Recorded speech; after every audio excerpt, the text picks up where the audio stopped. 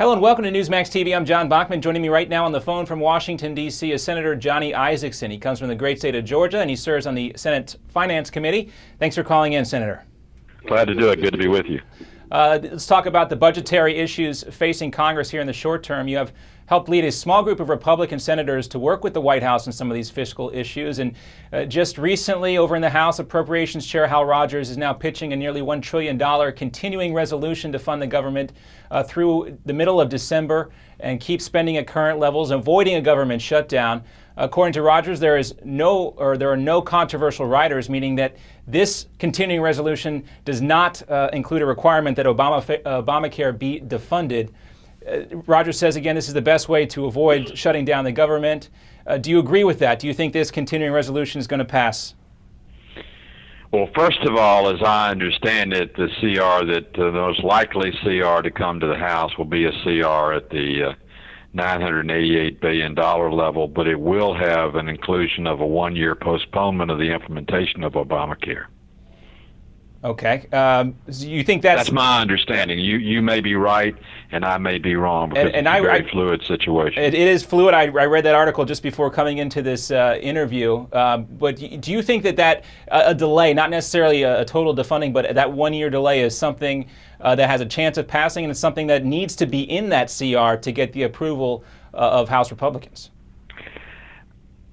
Being a member of the Senate, I hate to prejudge or make statements on what I think House Republicans should or should not do. The Obamacare issue is a very big issue, and we should do everything we can to delay its implementation or to defund it one way or another, whichever we could possibly do.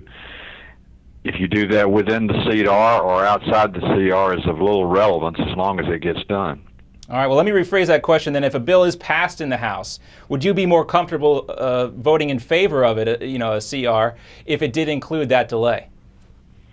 Yes, but the answer to that is yes, but you have to also consider what's included in the CR. But the answer to that is I'd be more likely to, yes. And we are still hearing from some of the Republican senators in the Senate, Mike Lee, Ted Cruz, to name a couple of them, really still pushing for this defunding of Obamacare. Do you think that effort is picking up steam, or is it losing steam here now that we seem to have some clear-cut proposals on the table? Well, I agree with what they're trying to accomplish. It's the way you accomplish it that makes all the difference in the world, and hopefully we could do it through negotiations on the CR, but hopefully we could avoid shutting down the government. That doesn't make a lot of sense either way.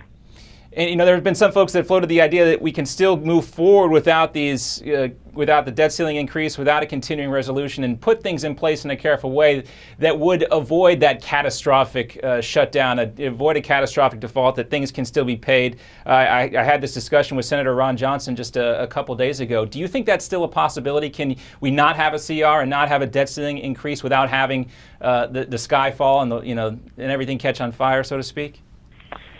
Well, we're going to have to reach an agreement on a CR, because we don't have time to do what we should have been doing all year long, and that's the appropriations bills prior to October the 1st. The fiscal year runs out, so you either do a CR or the government runs out of money and doesn't have the authorization to continue to operate. So I don't think not doing a CR is an option. How you get there is the $64,000 question.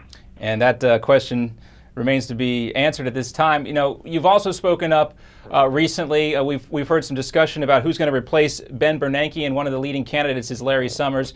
You expressed some reservations about Summers replacing Chairman Bernanke. There are also a number of Democratic senators, including Ohio's Sherrod Brown and Oregon's Jeff Merkley, who have expressed reservations as well. They join about 20 Democrats who have written a letter in favor of Fed Vice Chair Janet Yellen. So is Summers' potential future as Fed Chair over before it even really got officially started? I doubt that. I think with the weight of the White House gets behind it, and he comes before the Senate Finance Committee and gets a full vetting, that I wouldn't want to predict his demise one way or another. I do have reserves and concerns personally, as do some of the others who you've mentioned, but it's way too early to predict what the end result would be. All right, well, this is a hugely important decision for the American people, and looks like there are some headwinds facing President Obama if Larry Summers is in fact his preferred pick, but we'll see where that goes from here. Senator Johnny Isakson from Georgia, thank you so much for being with us. A pleasure speaking with you as always. Always great to be with you. Thanks. And thank you for watching Newsmax TV. you.